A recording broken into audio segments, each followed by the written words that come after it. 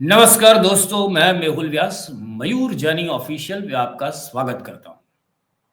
जैसे कि आपने शायद देखा हो कि अभी कल जो नरेंद्र दामोदर दास मोदी ने बिहार की जनता के वहाँ को वो उन्होंने एक भाषण दिया और उन्होंने बताया कि अभी वैसे तो उसका अर्थ तो यही निकलता है कि इंटरनेट से बिहार का युवा इतना कमा रहा है कि उसको गुजरात में आकर किसी भी कंपनी में या कहीं पे भी मजदूरी करने की जरूरत नहीं है। बिहार का युवा है वो बहुत पैसे छाप रहा है, इतना छाप रहा है कि भाई बात जाने दो। बिहार में बेरोजगारी है ही नहीं। और ये चाय से रोजगार चलाने वाले जो उसके नाम पे यहाँ पे आए हैं, वो महामानव ने कल कहा कि भाई अभी बिहार में जो है रील्स से भी रोजगार चालू हो गया है। और मैं ये पहले आपको वीडियो दिखा दूं कि देखिए। साथियों, इस सस्ते डेटा का सबसे ज्यादा फायदा बिहार के मेरे नौजवानों ने उठाया है। ये जो रील्स पर रील्स बन रही है ना, सारी क्रिएटिविटी दिख रही है, उसमें भाजपा और एनडीए की नीतियों का बहुत बड़ा योगदान है। बिहार के बहुत सारे युवा इंटरनेट से अच्छी खासी कमाई भी कर रहे हैं। देखा भाई साहब, बिहार के युवा हैं वो इंटरनेट से अच्छी खासी कमाई कर रहे हैं। और ये खुद स्वयं नॉन बायोलॉजिकल नरेंद्र दामोदर दास मोदी ने कहा है। तो अभी तो मुझे लगता है कि बिहार के युवाओं को वहां पे रील्स किस तरह से बनाई जाए, उसका पूरा एक बड़ा सा वो उद्योग शुरू करना चाहिए। क्योंकि इस देश को ये ठुमके लगाना, कहीं से भी नाचना, कुछ भी करके उसको क्रिएटिविटी के नाम पे वो जैसे वो एक फर्जी बाबा है वो बच्चा, मुझे कोई फर्क नहीं पड़ता, ऐसी रील्स बना के वायरल होना है। और तो कुछ करना नहीं है। और जो पैसा आएगा शायद उसमें से कमाई होती है, इंस्टा पे और इस पे कमाई होती है। और वो कमाई ऐसी होती है जो बाहर से आती है। ये जो महामानव क्रेडिट ले रहे हैं कि उन्होंने डेटा सस्ता किया है, इसलिए ये रील्स बनाकर बिहार के युवा बहुत ज़्यादा नोटें छाप रहे हैं। तो भाई साहब ऐसा कुछ है नहीं। क्योंकि जैसे आपने ड्रीम इलेवन में देखा होगा कि ड्रीम इलेवन में अगर 100 लोग खेल रहे हैं तो उसमें से एक दो कमाते हैं, बाकी के 90 से ज़्यादा लोग उसमें खाली पैसे डालते हैं। उसी तरह ये सोशल मीडिया इन्फ्लुएंसर का भी काम ऐसा ही है कि 100 लोग नहीं, मैं तो उसमें तो बोलता हूँ कि 1000 लोग उसमें काम करते हैं, उसमें से शायद 2-3% लोगों को फेम मिलती है या वो वायरल होते हैं। वो बात अलग है कि जो एडल्ट कंटेंट डालकर वो लड़कियां कहीं पे भी ठुमके लगा रही है, कैसे भी कपड़े पहन के, उनके जो रील्स होते हैं वो वायरल होते हैं। पर उसमें उतनी मेरे मेरे ध्यान में नहीं है कि उसमें इतनी कमाई मिलती होगी। तो अभी मैं ये जो दिवाली में वडोदरा गया था तो वहां पे भी एक मेरे दोस्त ने पूछा था कि यार तुम लोग ये बना रहे हो ऐसे मोदी के अगेंस्ट में। बोला नहीं, हम मोदी के अगेंस्ट में नहीं हमारा जो कार्यक्रम होता है वो मोदी के अगेंस्ट में नहीं होता है। हमारा कार्यक्रम होता है जनहित में होता है। कल उठकर अगर आपने हमारा चैनल देखा हो तो यहाँ पे हर जो बात बोलने जैसी है हम बोलते हैं। मयूर भाई वो सभी विषय पे बात करते हैं।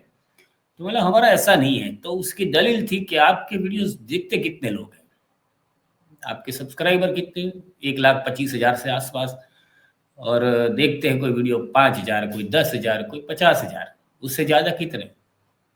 तो बोला देख भाई तेरी बात तो सही है और हमें उतने ही चाहिए जो समझदार लोग हैं। इस देश में बहुत लघुमती में है समझदार लोग, अंधभक्त बहुमती में है। तो मतलब हम अंधभक्तों को जगाना, उनकी आंखें खोलना हमारा काम ही नहीं है। पर जो समझदार है उनके साथ हमारी जो समझ है उसको हम शेयर करते हैं। और इस तरह से कुछ कुछ तो हिले, ऐसी आशा के साथ। क्योंकि मैं ऐसा मानता हूं कि हिटलर था, उसका युग भी उस वक्त जब उसने ये नरसंहार पूरा जेनोसाइड किया था, तब तब उस वक्त बहुत सारे लोगों को, यहूदियों को लगा होगा कि यार ये कब तक चलेगा। पर वो भी खत्म हो गया। आज इतिहास हिटलर को इस तरह से याद नहीं करता है कि वो बहुत बहुत महान आदमी था। तो उसी तरह ये भी एक युग चल रहा है भारत में इसका भी अंत होगा, आज नहीं तो कल होगा, और होगा जरूर। तो इसलिए मैं बोला हमारा भाई कोई वीडियो शेयर करे ना करे, हम तो हमारी सोच है, हमारी सोच से जुड़े लोगों के साथ बातें करते हैं और हमारे जो विचार है वो व्यक्त करते हैं, और उससे ज़्यादा हमारी कोई आशा अपेक्षा है नहीं।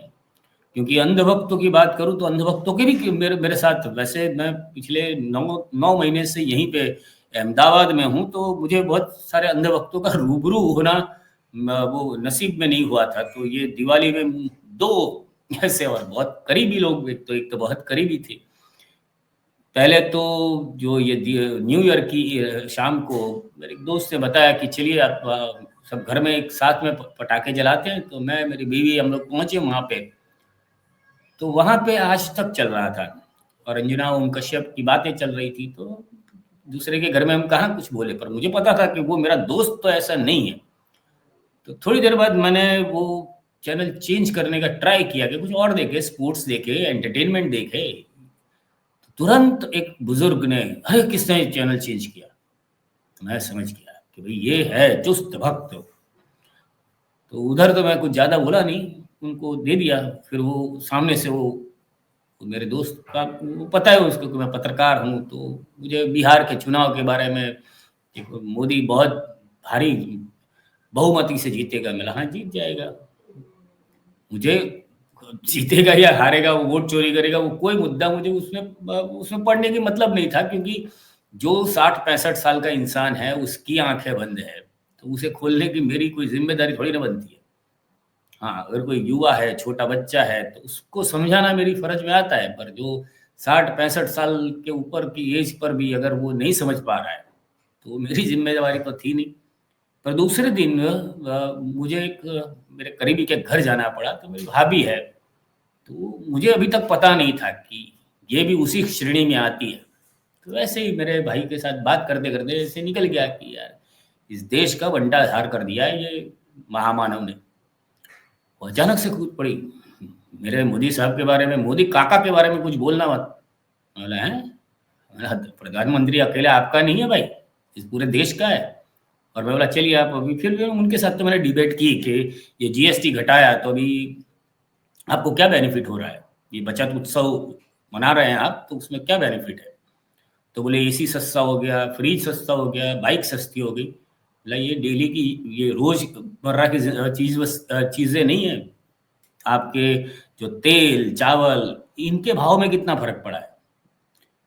तो उनके पास जवाब नहीं था।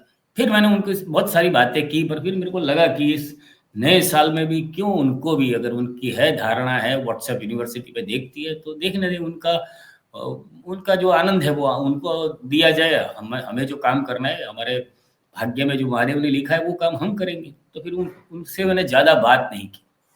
तो उसी तरह इस वीडियो में भी मैं प्रूव तो यही कि मोदी साहब का ये जो है रील, और उसमें वो मानते हैं कि खाली बिहार, क्योंकि अभी बिहार का चुनाव है, इसलिए खाली बिहार के युवाओं को बोला कि आपको जो ये डेटा सस्ता हो गया है, और वो डेटा सस्ता देकर कौन ज्यादा अमीर हो रहा है वो नहीं बोलेंगे साहब। तो ये जो डेटा सस्ता हुआ है उसी भाषा में एक उन्होंने बात कही थी जो मुझे अच्छी लगी थी। बात में तो कुछ दम नहीं था, पर वो जो कैमरामैन जो है मोदी साहब का, उसकी नौकरी पे मुझे क्वेश्चन खड़ा करना है। उसका एडिटर है जो कैमरा, उसने उसकी नौकरी जानी चाहिए, उसको डांट पड़नी चाहिए। इसलिए ये वीडियो मैंने एडिट करके रखा है। तो मैं ये वीडियो दिखाता हूँ, ये देखिए। मोदी साहब कल बोल रहे थे यही बिहार में, देखिए। में भी यही हुआ।